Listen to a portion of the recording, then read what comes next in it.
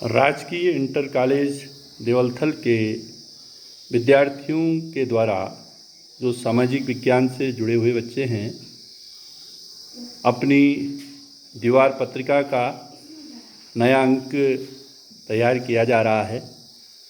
उसको अंतिम रूप देने में लगे हुए हैं। ये सभी विद्यार्थी संपादक मंडल के सदस्य हैं और बच्चों की अपने साथियों की रचनाओं को एकत्र करने और उसका चयन करने के बाद आज उन्हें चिपकाने का काम यहाँ पर चल रहा है।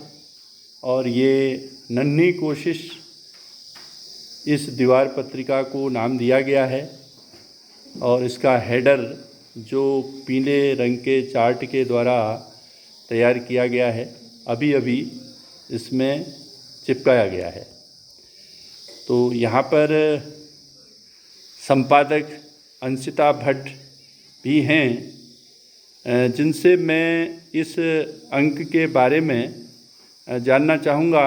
अंशिता, इस अंक में क्या क्या सामग्री शामिल की गई है, थोड़ा हमारे पाठकों को, श्रोताओं को आप बताने का कष्ट करेंगी कि आपने इस अंक में क्या शामिल किया है। सर, इसमें दीक्षित भट्ट द्वारा बदलती दुनिया के बारे में लिखा गया है और उन्होंने अपने मनोभाव इसमें व्यक्त किए हैं कि कैसे समाज बदलता जा रहा है और हमारा उपभोक्ता अधिकार हनन की 2 घटनाएं भी इसमें शामिल है। कुछ लेख हैं और किताबों की कहानी नामक एक कविता भी है और सांस्कृतिक क्रांति पर नमिता द्वारा कविता भी बनाई गई है और कृषि पर भी एक कविता बनाई गई है और फिर वैश्वीकरण पर भी एक कहानी है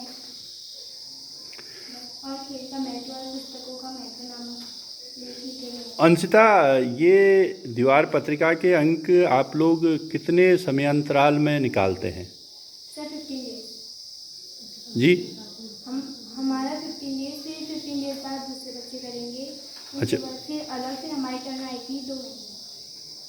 ठीक। तो इसमें क्या आपके संपादक मंडल के साथी सहयोग करते हैं आपको? कैसे? तो दूसरे संपादक मंडल की ओर से भी सहयोग मिलता है? सर, ये दूसरे सहायक मंडल के हैं। अच्छा, ठीक।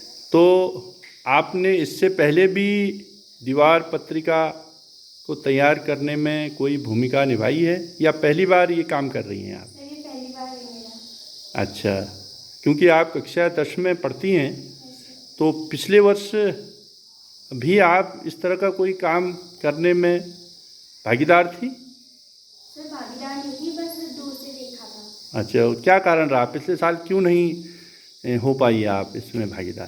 सर, पिछली बार पहले से दीवार पत्रिका बन गई थी, तो हमने बस देखा था, तो ये लोग खुद ही कर रहे थे, तो उन्होंने हेल्प नहीं मांगी। अच्छा, लॉकडाउन का भी कोई असर रहा उसमें? हाँ, पहले पिछली पत्रिका तो लॉकडाउन के उसमें निकली थी, 1 साल कोरोना काल में। ठीक। तो इसके बाद अब आस्था आपके समूह द्वारा दीवार पत्रिका निकाले जाने हैं, तो आप लोगों की क्या उस बारे में तैयारी शुरू हो गई है? जैसे हमारा टॉपिक है जागरूक उपभोक्ता। अच्छा, उपभोक्ता जागरूकता पर केंद्रित है आपका अंक? अच्छा, तो ये तो आपके समाज विज्ञान का पाठ भी है। तो अब तक क्या क्या काम आप कर चुकी हैं, थोड़ा सा बताएंगी? सर, अभी तो ज़्यादा हमने कुछ किया नहीं है, बस हमने डिसाइड किया कि हम उपभोक्ता के बारे में क्या क्या जानते हैं और अगर हम कभी दुकान में, ये मैंने अपने साथियों को, जो मेरे सहयोगी संपादक सहयोगी हैं, उन लोगों को मैंने ये जानकारी दी कि उपभोक्ता से कौन कौन से अधिकार होते हैं उपभोक्ता के और उनके बारे में हम क्या क्या अपनी दीवार पत्रिका में लिखेंगे, ये बनाया है। सर, अब कोशिश करेंगे। ठीक, बहुत अच्छा। तो आप थोड़ा सा जानकारी के लिए बता दें कि इसमें जो दीवार पत्रिका में रचनाएं होती हैं, उनमें किन किन विधाओं की रचनाएं होती हैं? क्या केवल लेख ही लेख होते हैं या उसके अलावा कुछ और विधाएं भी आप शामिल करते हैं?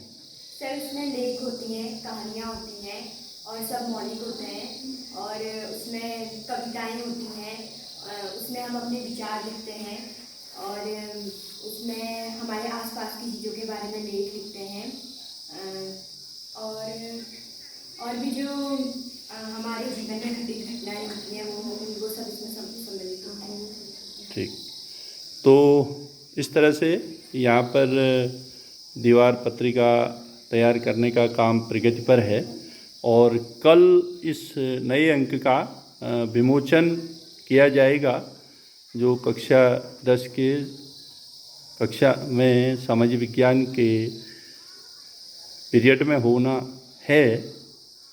तो बच्चों में इसको लेकर बड़ा उत्साह है कि वह अपनी पत्रिका को बेहतर से बेहतर बना सकें और उसमें जितनी भी सामग्री हो वो मौलिक हो, उसमें नवीनता हो। और ये कोशिश भी की जाती है कि क्योंकि ये सामाजिक विज्ञान से जुड़ा हुआ समूह है तो अपने विषय से जोड़ने की भी कोशिश की जाती है। जैसा अभी आस्था ने बताया कि उनका अंक उपभोक्ता जागरूकता पर है और इसमें अंशिता बता रही थी कि इसमें फ्रांसीसी क्रांति से संबंधित कुछ रचनाएं हैं, वैश्वीकरण से जुड़ी हुई कुछ रचनाएं हैं जो पाठ पिछले दिनों बच्चों ने अपनी कक्षा में पढ़े भी थे। तो इस तरह से दीवार पत्रिका केवल बच्चों को रचनात्मकता का अवसर ही नहीं देती है बल्कि उनको अपने विषय को समझने में भी सहायता करती है। धन्यवाद।